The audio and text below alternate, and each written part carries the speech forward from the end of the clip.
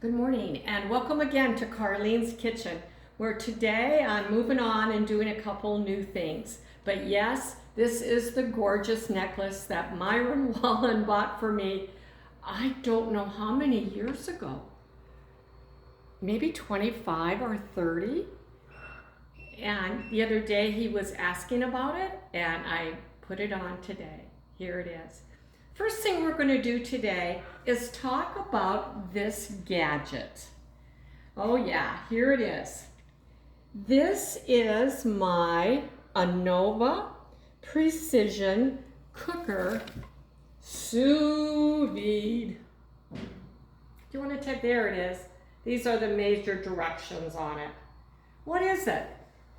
Well, it's a pot that has this Android, which is just this cylinder that you can heat this water to varying temperatures. That's all it is. And as you can see, I set it on 146.5 degrees. Just turned it off and I just turned it on. And it regulates it so you can slow cook. That's all it is. And my directions here tell me that today, since I'm using chicken, I should set it at 146 degrees for 1 to 4 hours. I think that depends how thick your meat is. But wow, is it fabulous. You can do beef and chops and fish. You can do vegetables. And it's just another way of making precision, delicious food called sous vide. I got it on Amazon a few years ago. You can get it at Costco. I saw it the other day. So let me show you what I do. I take my chicken and I cut it so it wasn't so thick. And I put my chicken in a baggie.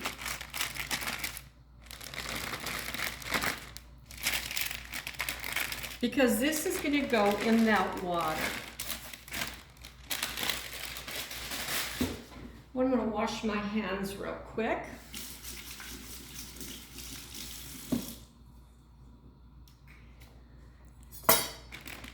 And now I can add some spices. I'm going to add a little bit of olive oil, just a little bit. Just a little bit, as you can see that I did that. I'm going to add salt, I'm going to add pepper. And today for spices, I'm going to add these 3. Executive decision here, I made this up. I'm going to add onion powder, fennel, and cumin. Not very much, but I know everything's good with onion on it. So I'm going to put a little onion in there. I'm going to put a little fennel and some cumin. Give it a little spice. I'm going to put a little bit more of this. Thank you very much. You move these over. Oh yeah. Then what you do is you close it up. But before I close it up, I'm going to shake it. Yeah, it's really not closed up yet. But you're going to shake it around. Yeah. You can see that it's that top piece that got most of it.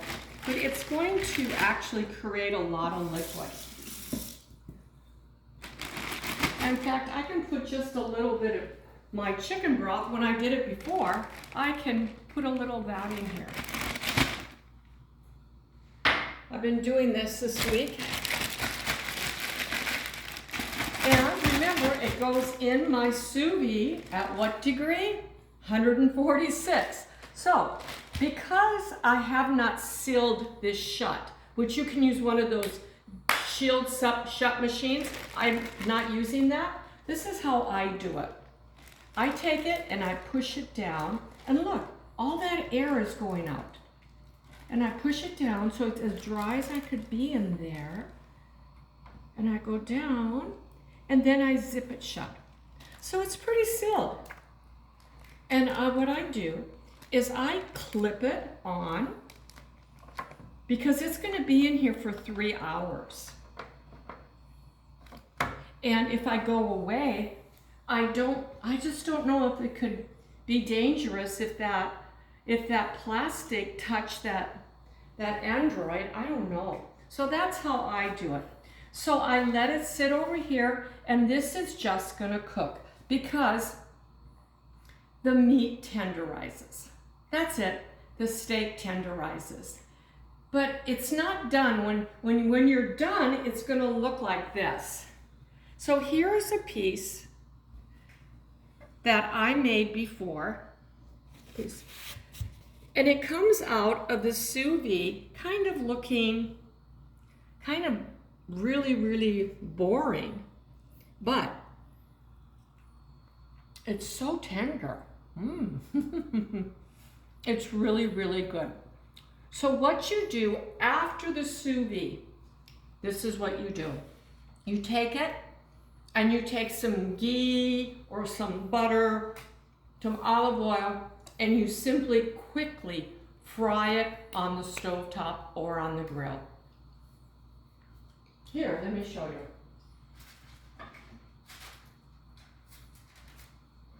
This is what it looked like when it came out of the sous vide. Here it is after I fried it. It looks like fish. It looks like I over fried it.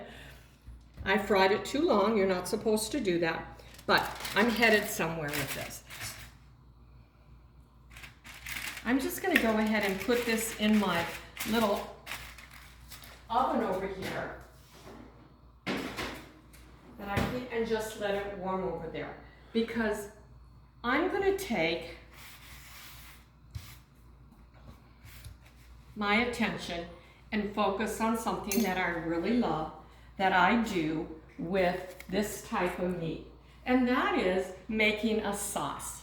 I'm going to make today a sauce that's mustard and cream, endive, and caraway. It's going to be a sauce that I make. I'm going to then I'm going to make it in a fry pan, and then I'm going to put that chicken back into it. That's what I'm doing. Okay? So we'll keep going here. Keep going. I'm keeping going, and we're going to get started. The first thing I'm going to do is take the leftover drippings. The leftover drippings of that chicken that I fried, and you can see I fried it a little bit too long. And I'm going to saute some shallots. These are simply shallots. We'll get those going. The next thing I'm going to add to that is this. Do you know what this is? You know what this is? These are called Belgium Endive. Aren't they cool? They look like little heads of lettuce. I think they're so cute. Well, yes, they're cute, but they're way beyond cute because this little guy has vitamin K, it has lots of potassium, and it has folate, F-O-L-A-T-E, folate. It comes from the chicory family, and you can see it's crisp and it tastes bitter, but this is the crazy thing about it, that it is so easy for our bodies to digest it, that it's good for, it's called lazy intestines. It has this compound in it that helps the gallbladder work. Wow. And it's really beneficial to the liver because it helps create gastric juices. And I'm overcooking this. Uh-oh. Yeah. So what I'm going to do is turn that down and maybe just take that off for a second. And over here, I'm going to cut the endive. You cut it on diagonals.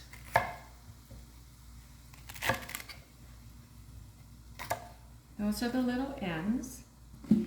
And here we go. This is endive. This is, repeat after me. Good for my liver, good for my gallbladder. potassium, folic, and vitamin K. You know, every couple days, if you just rotate the things you're eating, you'll get different vitamins and vegetables. So let's put these girls in here, and now we're going to go back and we're going to just saute this.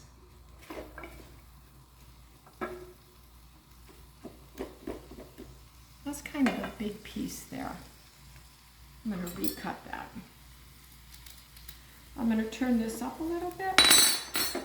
And now I'm just simply going to saute this for about 3 minutes. So where I'm headed is I'm going to be making a sauce and putting those chicken fillets back in here. Those pieces that I got out of the sous vide.